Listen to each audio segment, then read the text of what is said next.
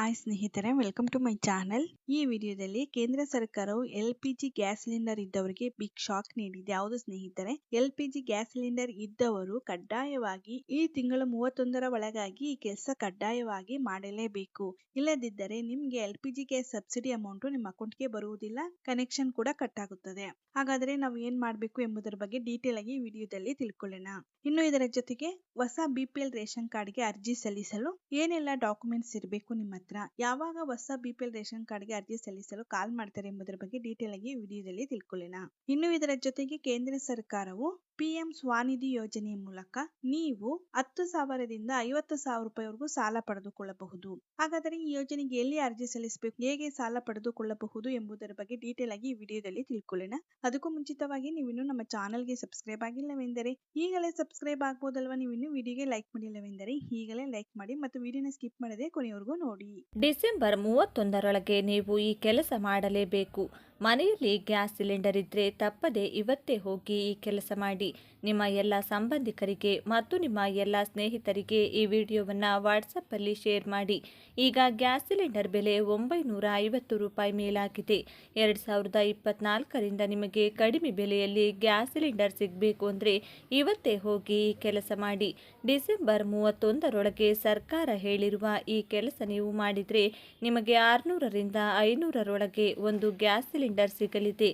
ಅದು ಹೇಗೆ ಅಂತ ನೋಡೋಣ. ಅದಕ್ಕೂ ಮೊದಲು ಗ್ಯಾಸ್ ಸಿಲಿಂಡರ್ ಬೆಲೆ ಕಡಿಮೆ ಆಗಬೇಕು ಅನ್ನೋರು ತಪ್ಪದೆ ವಿಡಿಯೋವನ್ನು ಲೈಕ್ ಮಾಡಿ.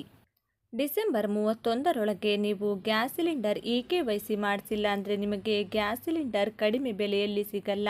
EKYC ಮಾಡಿಸಿದವರಿಗೆ ಗ್ಯಾಸ್ ಸಿಲಿಂಡರ್ 500ರಿಂದ 600 ರೂಪಾಯಿಗೆ ಸಿಗುತ್ತೆ. ಅದು ಹೇಗೆ ಅಂತ ನೋಡೋಣ. ಮೊದಲು ನೀವು ಗ್ಯಾಸ್ ಏಜೆನ್ಸಿಯ ಬಳಿ ಹೋಗಬೇಕು.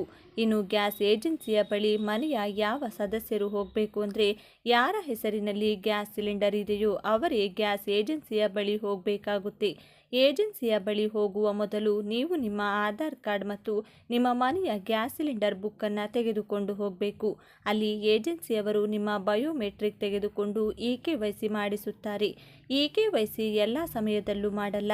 ಬೆಳಿಗ್ಗೆ 10 ಗಂಟೆಯಿಂದ ಸಂಜೆ 5 ಗಂಟೆಯವರೆಗೆ ಮಾತ್ರ EKYC ಮಾಡಿಸಲಾಗುತ್ತೆ. ಹಾಗಾಗಿ ಈ ಸಮಯದ ಒಳಗೆ ಖುದ್ದಾಗಿ ನೀವೇ ಹೋಗಿ EKYC ಮಾಡಿಸಬೇಕು. ಇನ್ನು EKYC ಮಾಡಿಸಲು ಕಾರಣ ಏನೆಂದರೆ ಕೇಂದ್ರ ಸರ್ಕಾರದ ಸೂಚನೆಯಂತೆ ಎಲ್ಲರೂ ಕೂಡ ಡಿಸೆಂಬರ್ 31ರ ಒಳಗೆ EKYC ಮಾಡಿಸಲೇಬೇಕು.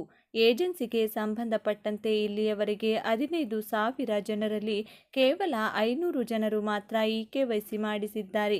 ಉಳಿದವರು EKYCಯನ್ನು ಮಾಡಿಸಿಲ್ಲ. ಹಾಗಾಗಿ ಅವರಿಗೆ ಯಾವುದೇ ರೀತಿಯ ಸಬ್ಸಿಡಿಯ ಹಣ ಸಿಗಲ್ಲ. ಈ ಕಾರಣದಿಂದ ಹೆಚ್ಚಿನ ಜನರಿಗೆ ಗ್ಯಾಸ್ ಸಿಲಿಂಡರ್ ಬೆಲೆ ದುಬಾರಿ ಬೆಲೆಯಲ್ಲಿ ಸಿಗುತ್ತಿದೆ ಮತ್ತು ಯಾವುದೇ ರೀತಿಯ ಸಬ್ಸಿಡಿ ಹಣ ಅವರ ಅಕೌಂಟ್ಗೆ ಜಮೆಯಾಗುತ್ತಿಲ್ಲ. 950ರ ಮೇಲೆ ದಾಟಿರುವ ಗ್ಯಾಸ್ ಸಿಲಿಂಡರ್ ಬೆಲೆ ನಿಮಗೆ 500ರಿಂದ 600 ರೂಪಾಯಿಗೆ ಸಿಗಬೇಕು ಅಂದರೆ ತಪ್ಪದೆ ಡಿಸೆಂಬರ್ 31ರೊಳಗೆ ಹೋಗಿ EKYCಯನ್ನು ಮಾಡಿಸಿಕೊಳ್ಳಿ. ನಿಮ್ಮ ಎಲ್ಲ ಬಂಧು ಮಿತ್ರರಿಗೆ ಈ ವಿಡಿಯೋವನ್ನು ತಪ್ಪದೆ ಶೇರ್ ಮಾಡಿ ಆದಷ್ಟು ಬೇಗ EKYC ಮಾಡಿಸಿಕೊಳ್ಳಲು ಹೇಳಿ. ಉಜ್ವಲ ಯೋಜನೆಯಿಂದ ಗ್ಯಾಸ್ ಸಿಲಿಂಡರ್ ಪಡೆದವರು ಕೂಡ EKYC ಕಡ್ಡಾಯವಾಗಿ ಮಾಡಿಸಲೇಬೇಕು. ಒಂದು ರೇಷನ್ ಕಾರ್ಡ್ನಲ್ಲಿ 2 ಗ್ಯಾಸ್ ಸಿಲಿಂಡರ್ ಪಡೆದವರು ಕೂಡ EKYC ಮಾಡಿಸುವುದರಿಂದ ಸಿಕ್ಕಿ ಬೀಳಲಿದ್ದಾರೆ. ಒಂದು ರೇಷನ್ ಕಾರ್ಡ್ಗೆ ಒಂದೇ ಗ್ಯಾಸ್ ಸಿಲಿಂಡರ್ ಆಗಿರುವ ಕಾರಣ EKYC ಮಾಡಿದ ತಕ್ಷಣ ಮತ್ತೊಂದು ರೇಷನ್ ಕಾರ್ಡ್ನಲ್ಲಿ ಪಡೆದುಕೊಂಡ ಸಿಲಿಂಡರ್ ಆಟೋಮೆಟಿಕ್ ಆಗಿ ಬಂದಾಗುತ್ತದೆ. ನೀವು EKYC ಮಾಡಿಸದೇ ಇದ್ದರೂ ಕೂಡ ಡಿಸೆಂಬರ್ 31ರೊಳಗೆ ನಿಮಗೆ ಯಾವುದೇ ಗ್ಯಾಸ್ ಸಿಲಿಂಡರ್ ಸಿಗಲ್ಲ. ಹಾಗಾಗಿ ಆದಷ್ಟು ಬೇಗ ಹೋಗಿ EKYC ಮಾಡಿಸಿಕೊಳ್ಳಿ. ಮಾಹಿತಿ ಇಷ್ಟವಾಗಿದ್ದರೆ ಇದನ್ನು ಶೇರ್ ಮಾಡಿ. ಕೊರೋನಾ ಅವಧಿಯಲ್ಲಿ ಕೇಂದ್ರದ ನರೇಂದ್ರ ಮೋದಿ ಸರ್ಕಾರ ಬೀದಿ ಬದಿ ವ್ಯಾಪಾರಿಗಳಿಗೆ ಪರಿಹಾರ ನೀಡುವ ಯೋಜನೆ ಆರಂಭಿಸಿತ್ತು. ಇದು ಪ್ರಧಾನಮಂತ್ರಿ ಬೀದಿ ವ್ಯಾಪಾರಿಗಳ ಸ್ವಾವಲಂಬಿ ನಿಧಿ ಯೋಜನೆ. ಕೋವಿಡ್-19 ಸಾಂಕ್ರಾಮಿಕ ರೋಗದಿಂದ ಬಾಧಿತವಾಗಿರುವ ತಮ್ಮ ವ್ಯಾಪಾರವನ್ನು ಪುನರಾರಂಭಿಸಲು ಬೀದಿ ವ್ಯಾಪಾರಿಗಳಿಗೆ ಯಾವುದೇ ಗ್ಯಾರಂಟಿ ಇಲ್ಲದೆ ಸಾಲ ಸೌಲಭ್ಯವನ್ನು ಒದಗಿಸುವುದು ಈ ಯೋಜನೆಯ ಉದ್ದೇಶವಾಗಿದೆ. ಯೋಜನೆಯಲ್ಲಿ ಹಲವು ವಿಶೇಷತೆಗಳಿವೆ. 50,000ದವರೆಗೆ ಸಾಲ ಸಿಗಲಿದೆ. 1 ವರ್ಷದ ಅವಧಿಗೆ ಯಾವುದೇ ಗ್ಯಾರಂಟಿ ಇಲ್ಲದೆ 10,000 ರೂಪಾಯಿವರೆಗೆ ಸಾಲ ದೊರೆಯುತ್ತದೆ.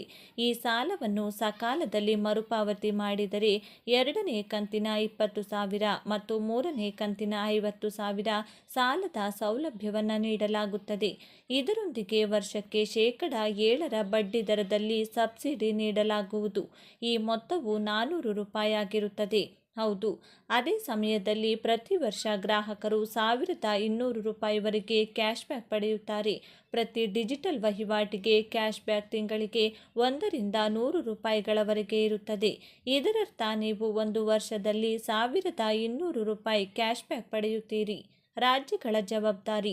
ರಾಜ್ಯಗಳು ಅಥವಾ ULBಗಳು ಅರ್ಹ ಬೀದಿ ವ್ಯಾಪಾರಿಗಳನ್ನು ಗುರುತಿಸಲು ಮತ್ತು ಯೋಜನೆಯ ಅಡಿಯಲ್ಲಿ ಹೊಸ ಅರ್ಜಿಗಳನ್ನು ಸಂಗ್ರಹಿಸಲು ಜವಾಬ್ದಾರರಾಗಿರುತ್ತಾರೆ. ಆದಾಗ್ಯೂ ಫಲಾನುಭವಿಗಳ ಸಂಖ್ಯೆಯನ್ನು ಹೆಚ್ಚಿಸಲು ಸಚಿವಾಲಯವು ರಾಜ್ಯಗಳು ಅಥವಾ ಕೇಂದ್ರಾಡಳಿತ ಪ್ರದೇಶಗಳು ಅಥವಾ ULBಗಳು ಅಥವಾ ಸಾಲ ಒದಗಿಸುವ ಸಂಸ್ಥೆಗಳು ರೇಡಿಯೋ ಜಿಂಗಲ್ಸ್, ದೂರದರ್ಶನ ಜಾಹೀರಾತುಗಳು ಮತ್ತು ಪತ್ರಿಕೆಗಳೊಂದಿಗೆ ನಿಯಮಿತ ಪರಿಶೀಲನಾ ಸಭೆಗಳನ್ನು ನಡೆಸುವುದು ಸೇರಿದಂತೆ ಹಲವಾರು ಉಪಕ್ರಮಗಳನ್ನು ತೆಗೆದುಕೊಳ್ಳುತ್ತಿದೆ. ಯೋಜನೆಯನ್ನು ಪಡೆಯಲು, ಮಾರಾಟಗಾರರನ್ನು ತಲುಪಲು ಮತ್ತು ಪ್ರಯೋಜನಗಳನ್ನು ಪ್ರಸಾರ ಮಾಡಲು ಸ್ಥಳೀಯ ಭಾಷೆಗಳಲ್ಲಿ ಮಾಹಿತಿ, ಶಿಕ್ಷಣ ಮತ್ತು ಸಂವಹನ ಸಾಮಗ್ರಿಗಳನ್ನು ರಾಜ್ಯಗಳು ನಿಯಮಿತವಾಗಿ ಒದಗಿಸಲಾಗಿದೆ. ಯೋಜನೆಯ ವಿವರಗಳಿಗಾಗಿ ನೀವು https://pm.swanidhi.moHUA.gov.in ಲಿಂಕ್ಗೆ ಭೇಟಿ ನೀಡಬಹುದು. ಹೊಸ BPL ಕಾರ್ಡ್ ನಿರೀಕ್ಷೆಯಲ್ಲಿದ್ದವರಿಗೆ ಸಿಹಿ ಸುದ್ದಿ. BPL ಪಡಿತರ ಚೀಟಿ ಕೋರಿ ಆನ್ಲೈನ್ ಮೂಲಕ ಅರ್ಜಿ ಸಲ್ಲಿಕೆಗೆ ಶೀಘ್ರದಲ್ಲಿ ಅವಕಾಶ ಕಲ್ಪಿಸಲು ಆಹಾರ ಇಲಾಖೆ ತೀರ್ಮಾನಿಸಿದೆ. BPL ಕಾರ್ಡ್ಗಾಗಿ ಚುನಾವಣೆಗಿಂತ ಮೊದಲು 2.94 ಲಕ್ಷ ಅರ್ಜಿ ಸಲ್ಲಿಕೆಯಾಗಿದ್ದು, ಇವುಗಳ ಪರಿಶೀಲನೆ ನಡೆಸಲಾಗುತ್ತಿದೆ. ಆನ್ಲೈನ್ ಮೂಲಕವೇ ಅರ್ಜಿ ಸಲ್ಲಿಸಬೇಕಿದ್ದು, ಗ್ರಾಮಾಂತರ ಪ್ರದೇಶದಲ್ಲಿ ಗ್ರಾಮ ಪಂಚಾಯಿತಿ ಕಚೇರಿಗಳಲ್ಲಿ ಲಭ್ಯವಿರುವ ಗಣಕೀಕರಣ ಕೇಂದ್ರಗಳ ಮೂಲಕ ಅರ್ಜಿ ಸಲ್ಲಿಸಬೇಕು. ಹೊಸದಾಗಿ BPL ಕಾರ್ಡ್ಗೆ ಅರ್ಜಿ ಸಲ್ಲಿಸಲು ಆಧಾರ್ ಕಾರ್ಡ್ ಕಡ್ಡಾಯವಾಗಿದ್ದು, ಮನೆಯ ಯಜಮಾನಿಯ ಆದಾಯ ಪ್ರಮಾಣ ಪತ್ರ ಸಲ್ಲಿಸಬೇಕಿದೆ. ಕಾರ್ಡ್ನಲ್ಲಿ ಹೆಸರು ಸೇರ್ಪಡೆಗೆ ಆಧಾರ್ನೊಂದಿಗೆ ಆದಾಯ ಪ್ರಮಾಣ ಪತ್ರ ನೀಡಬೇಕಿದ್ದು, 6 ವರ್ಷದೊಳಗಿನ ಮಕ್ಕಳ ಸೇರ್ಪಡೆಗೆ ಮೊಬೈಲ್ ನಂಬರ್ ಜೋಡಣೆಯಾಗಿರುವ ಆಧಾರ್ ಸಂಖ್ಯೆ ಮತ್ತು ಜನನ ಪ್ರಮಾಣ ಪತ್ರ ಕಡ್ಡಾಯವಾಗಿರುತ್ತದೆ. ಬೆಂಗಳೂರು 1 ಸೈಬರ್ ಸೆಂಟರ್ಗಳಲ್ಲಿ ಹೊಸ ಕಾರ್ಡ್ ಅಥವಾ ಹೆಸರು ಸೇರ್ಪಡೆಗೆ ಅರ್ಜಿ ಸಲ್ಲಿಸಬಹುದು. ವೆಬ್ಸೈಟ್ನಲ್ಲಿ ಸ್ವಯಂ ಆಗಿ ಅರ್ಜಿ ಸಲ್ಲಿಸಬಹುದು. APL ಕಾರ್ಡ್ ಪಡೆಯುವವರು ಕೂಡ ಆನ್ಲೈನ್ನಲ್ಲಿ ಅರ್ಜಿ ಸಲ್ಲಿಸಬೇಕಿದೆ. ಮುಂದಿನ ವಾರ BPL ಕಾರ್ಡ್ಗೆ ಅರ್ಜಿ ಸಲ್ಲಿಸಲು ಆನ್ಲೈನ್ ಸೇವೆ ಪುನರಾರಂಭಿಸಲಾಗುವುದು. ಈಗಾಗಲೇ ಪಡಿತರ ಚೀಟಿ ಹೊಂದಿದ್ದವರು ಹೊಸದಾಗಿ ಮಕ್ಕಳು ಅಥವಾ ತಮ್ಮ ಕುಟುಂಬದ ಇತರೆ ಸದಸ್ಯರ ಸೇರ್ಪಡೆಗೆ ಅವಕಾಶ ನೀಡಲಾಗುವುದು. https://ahara.kar.nic.in ವೆಬ್ಸೈಟ್ ಗಮನಿಸಬಹುದಾಗಿದೆ ಎಂದು ಹೇಳಲಾಗಿದೆ.